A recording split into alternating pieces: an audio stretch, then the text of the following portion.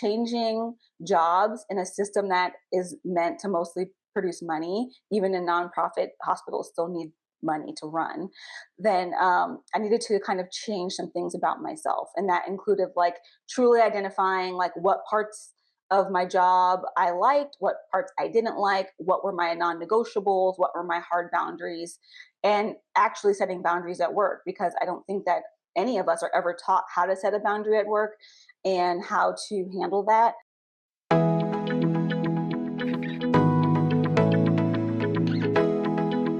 When I talk to people, sometimes this sounds like a kind of a vicious cycle. So you have to you delegate, you outsource, you have to spend money.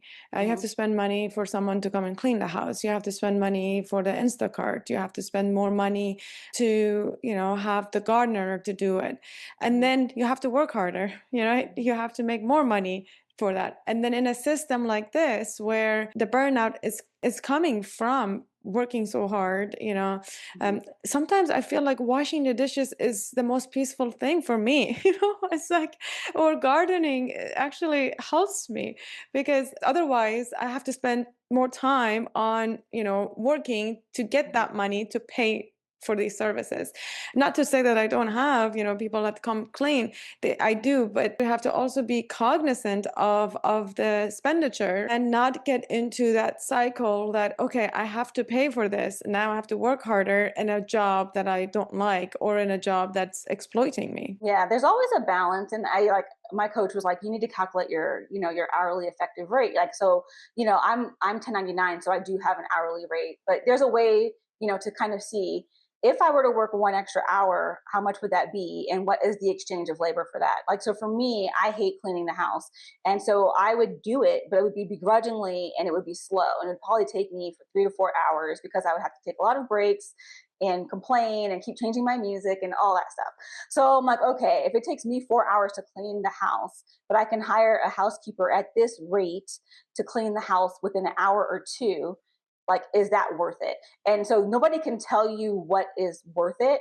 Only you can decide what's worth it. But that's why I say, like, what do you like to do? I don't like cooking or cleaning or shopping. Like, so I'm just an example of a person who doesn't want to do anything except for, but I do have friends that do enjoy those things. I actually enjoy organizing. So like organizing a closet, organizing like that kind of thing is fine for me. But some of my friends hate organizing. So they want someone to come in and help them get organized. So it just depends on what it is to you. But I do challenge people to say, like, okay, you could say, I'm going to clean my own house and save money, right? But what is that time costing you? Like, how long will it really take you to clean your house? And is that time worth it? And again, it's a personal decision that everybody has to make for themselves. But if someone is cleaning your house while you're out doing, your kids' activities or your grocery shopping or whatever, and you walk in, there's a piece to like walking into something already being done that I think is like a little bit undervalued when we think about the money of everything. But I do agree with you. There is always a price point that you have to be willing to do, and your desire to not do that task has to be like higher than the amount of money it would cost. I think that's a really good point. I'm 1099. Shala works as 1099, I think, as well. So we definitely have hourly rates, I'm like, but sometimes, cleaning, listening to a podcast and not having to think about work is worth more than my hourly rate to me. Like you said, there's give and takes. I mean, there's certain tasks I absolutely hate doing, and we outsource those, and that brings me a lot of peace. So definitely. Oh, what led you to create She Is Fire Force? great. That was my first burnout experience. So I had 3 jobs before. So I went to my first job, was there for a few years. We were fully staffed. Everything was really actually great, which is why I think everybody has a different timeline of when they kind of can experience these symptoms.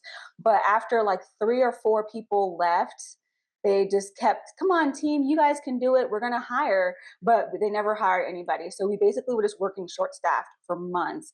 And that's when I reached that like first like simmer, I would say. And then I changed jobs, and it was a less physically taxing job, but more emotionally taxing job. And so at that point, I was like, I have to just leave the whole state. I moved across the country, and I was like, I'm going to try something drastically new to see if, maybe leaving the area will give me a better outcome. And that was my worst job of all. And that was kind of when I realized, like I said before, like changing jobs in a system that is meant to mostly produce money, even in nonprofit hospitals still need money to run, then I needed to kind of change some things about myself. And that included like truly identifying like what parts of my job I liked, what parts I didn't like, what were my non negotiables, what were my hard boundaries, and actually setting boundaries at work, because I don't think that any of us are ever taught how to set a boundary at work and how to handle that. And so I learned those things after burning out. And that was like absolutely crash and burnout. I was ready. I applied to Trader Joe's. I was going to leave medicine and work and just sell flowers and cheese and wine and just be a happy person that just goes to work and leaves without any extra like concerns. And so when I realized I was willing to like throw away all of this work, all of these years I sacrificed, I had to like start doing this work, like going to therapy. Like, why would I throw all this away? Like, why did I want it in the first place? And why am I so willing to throw it away now? And then what ways could I work in medicine that would benefit me, um, and still allow me to do this profession without feeling like I'm sacrificing so much of myself? And then the company was born just to share my story. It started off as a retreat. I told my girlfriends, I was like, I'm burnt out. I'm going away for a week. I'm going to be unplugged. Don't look for me. And they were like, oh, we're coming.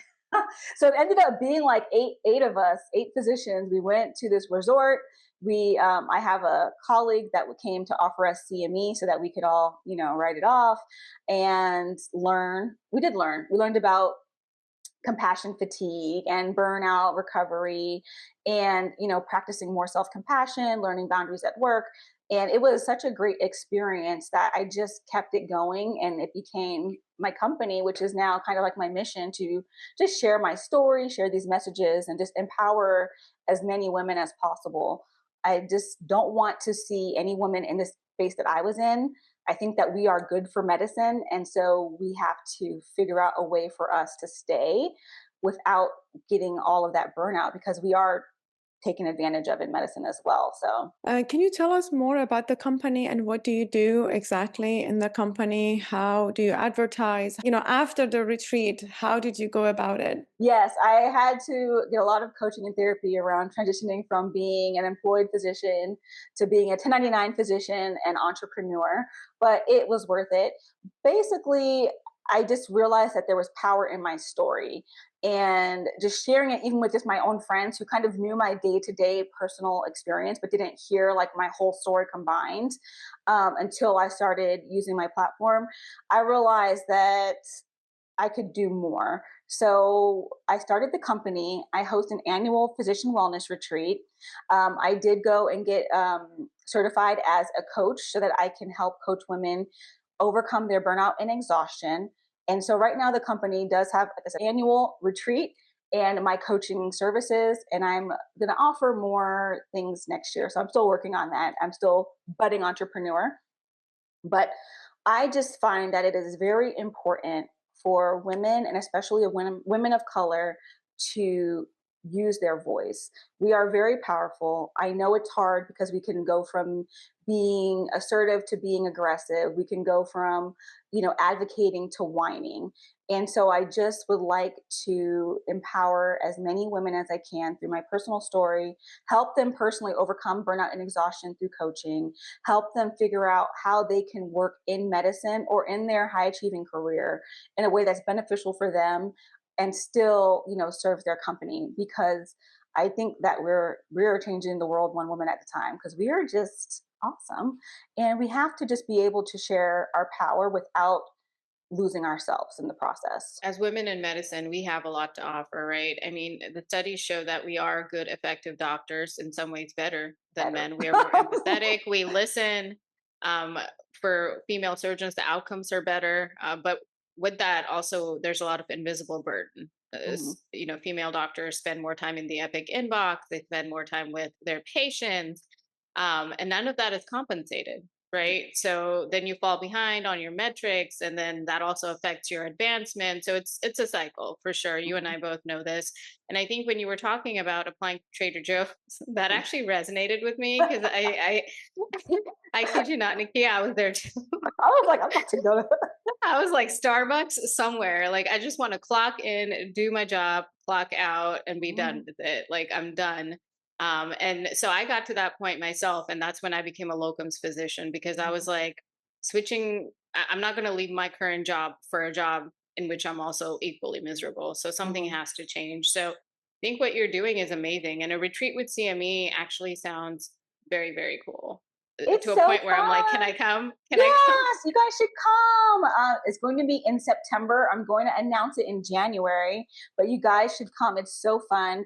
It's always a luxury experience because we deserve it, and there's plenty of time to enjoy the resort and then still come together for CME and connection. And I just like everybody meeting each other and like the anticipation. We're always like, "Ooh, I can't wait to go back." So you guys should definitely come. And any physician out there that's listening, come on, girl, we got you. Where are these resorts, or how do you choose the location? And where are you located? So East Coast, West Coast? Mm. I'm personally located in Las Vegas now. So I spent majority of my career in the DMV area, and then a few years ago I relocated to Vegas because I did think that some of the winter was affecting my mood as well. I'm like, I'm so tired of snow and winter, and I find these resorts just from personal experience or references from really close friends because I need to make sure that they are of the caliber that I believe that we are deserving of. And so the first three that I hosted were at Savannah Wellness Resort in Arizona. And then last year I switched over to the Miraval Resort and Spa in Austin, and that was amazing. And so we're going to go back to Miraval in September of 2026 for 3 days and 4 nights of amazingness. And I can't wait. One of my last questions from an entrepreneurial standpoint is how are you going about organizing this? Do you have folks helping you, or are you just utilizing connections through friends and colleagues? So mostly it's a combination. So like the first few were just word of mouth because my friends all came the first year, then they told their friends, and then more people wanted to come. So the retreats I do keep them fairly intimate because we do share like these personal stories, and so it's usually either well, it's usually word of mouth, a friend of a friend or someone who I know, and as far as everything else, it's just through social media. I have had a VA for a period of time and then not learning the entrepreneurship and onboarding process and how to optimize that stuff is still something I'm in the process of. And so I do have my entrepreneurial goal for next year is to onboard another VA for the year, and probably a social media manager. So that's like, like my entrepreneurial goals are this. And then I'm hosting two retreats next year actually. So I'm hosting my annual wellness retreat, and then people have been asking for me to collab with them on other wellness retreats. So I do look forward to expanding and helping others get these wellness retreats um, going because I do think that we need it. And although we don't need to justify it as being CME, I think it helps ease some of the guilt. So if we can, ease some guilt about being away, but also provide benefit personally, socially, and professionally, then why not? Are you also working clinically or not anymore? Yes, I work clinically. I'm 1099, uh, not technically a locums because I have a contract, but I have a 1099 contract with a hospital out here. So do you think it helped you to go from, a W-2 employed physician to a 1099? What did you gain with switching from a W-2 employed to 1099? I feel like I gained a lot, and I'm going to say this. I'm not sure that some of these things that I've done or changed in my practice couldn't have been done in a W-2 job, but I just do think it would have been harder. And that's why I do like to tell women, like, if you are going to like change from job to job to job, you want to make sure that when you go into the new job, you kind of already establish these boundaries. I think that they're easier as a 1099 employee because there's like more clear demarcations on hours and shifts and rates and all of these things. But you can, negotiate a W-2 salary, and you can say no to things even though it's not common practice. in like a W-2 position. But for me, I got more control over my schedule. I had been saying for years that I wanted to go part-time, and my W-2 positions were unwilling to draft any kind of agreement or work out any kind of agreement where I could go part-time. But 1099, it was very easy to draft. I'm like, these are the number of shifts I'm willing to give you per month. Do you accept it? And they were like, yes, we will take it. And so I left working full time to working a set number of shifts. And I can always work more. And I just say, you guys can ask me, but now they have to ask me and I have to say yes. Where I felt like at W-2, they would just assign you and they would be like, oh, we're short, so now you have to work. And there's like nothing protecting you from that. Yeah, I mean, you're probably better off doing it that way because in my experience, part-time W-2 contracts, the only thing part-time is like the pay. And they Yes. really expect you to still be around full-time. Or So available. I'm like, what the heck? This isn't part-time. So they expect you to. Whereas 1099, at least you have the final say and the ball is in your court. So mhm, definitely if you're seeking out other ventures, like we all are, I think 1099 makes the most sense. mhm. So where can people find you? Yeah, so I'm on all the social platforms. I'm on Instagram at Nikia Smith MD and at She Is Fire Forged. They're both similar content, but slightly different. So you can follow both. I have an email newsletter that I send out weekly. So if you want to hop on the newsletter, you can just send me an email because I'm such a millennial. I love my email. Like, I love my email. So it is hello at sheisfireforged.com. You can get on the newsletter. And if you mention that you heard me on the podcast, I can go ahead and send you an exhaustion quiz, which can kind of help you identify what might be causing your exhaustion and what type of rest you might need. And I also have a burnout guide that will help you kind of go through some of these, like, do I feel this way? And am I headed towards burnout? And offer you some advice on how to dial back that heat so that you can cool that simmer down and not go into a full-fledged burnout. So I love sharing these free resources and I love hearing that you heard me on the podcast and emailing. So just go ahead and pop into my email. That's great. And we will look into the retreat for sure. Yes. I'm interested to know more about it, and I will definitely look it up for September. Mhm. And thank you so much for joining us. Any final comments? No, thank you so much for having me. I'm so happy that you guys are doing this. I agree with you. More of our voices need to be out there. More of these stories need to become commonplace because when others hear that we're doing it, it becomes, acceptable and we become an example. So I appreciate you guys. Thank you so much. And thanks for tuning in to Be Empowered, the podcast. If you enjoyed this conversation, don't forget to subscribe, leave a review, and share it with someone who needs to hear this. Stay strong, stay empowered, and we'll see you next time.